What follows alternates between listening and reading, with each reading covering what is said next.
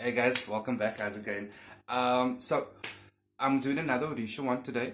Um, and it starts to get a bit more tricky and tricky as it goes along, but if you need that extra bit of help, that's what I'm here for. And also check out the other vids. Because the more you start to understand about magic in general, the Orisha, the Goetia, the angels, you see how slightly different each entity is to work with, each group is to work with, okay? So I'm going to share with you guys a pretty powerful love spell today. It's an Orisha blood love spell. So before I get into that, guys, all I ask is like the vids, share the vids, subscribe, get the knowledge and information out there. And again, if these are services you are looking to get for yourself, it's obviously something I do. I work with most of them. I cover love spells, breakup spells, curses, hexes, prosperity spells, healing spells for consultations, invo tarot readings as well. So let's start with entities now. For this one, I like to work with two of them at a time, like a pair, a team up, either with Mother Oshun and Shango, or something like Yemaya and Ogun. So you can choose a team you want to work with for this one. So before the spell even begins, even like with the Goetia and the angels, make sure you have a successful relationship with them first, a successful opening of the way with them prior to this, okay? And again, that's something I could teach you guys how to do it for you. So once that's done, you're going to have, at the end of the day, a pretty elaborate looking altar. They do love the attention. They do love the flattering and the offerings. So what you're going to need, what I normally do is like, you can use a vase or something just to put there. And in front of it, you can stick to that, like their pics, either printed pics of theirs or statues of them and their sigil, like on the side. And in the center, you can have like a nice big board or plate. So you're going to have like on either side facing into the spell here now your Orishas that you've chosen to work with. And in the center on the plate, you're going to have a nice sized jar. You're going to need, look, it's not for everyone this, I'll be honest, but there's extreme power in it. And it's very different to working with the Goetia. But it's knowledge and it's interesting. So in this jar, you're going to need 2 chicken hearts, fresh.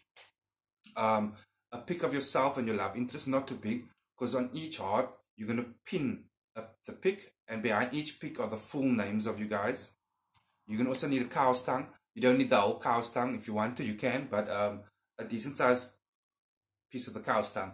You're going to coat that generously in sugar, and on the cow's tongue, just the cow's tongue, a pic of the love interest, not yourself, and you write their full name and like desires, and that they sweet words come from them, words of affection and love and lust, and you pin that to the cow's tongue. That goes in the jar.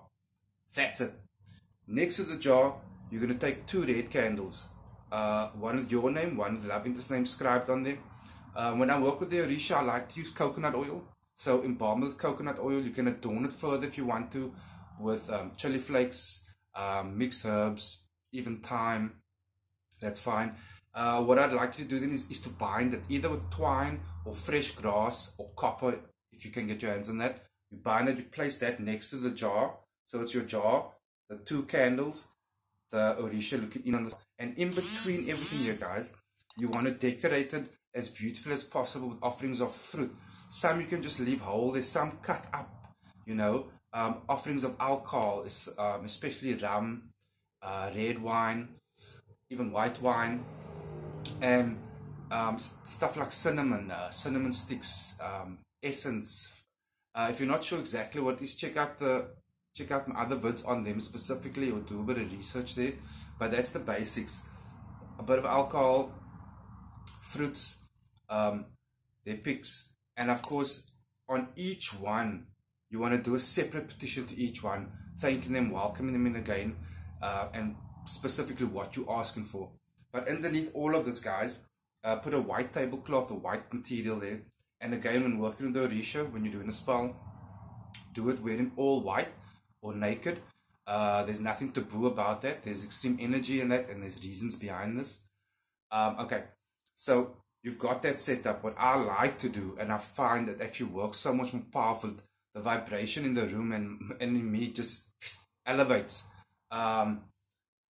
Put on some Orisha music, either drumming or opening of the way with Papa Legba or the specific entities you want to work with, or just Orisha drumming music in general. Not too loud.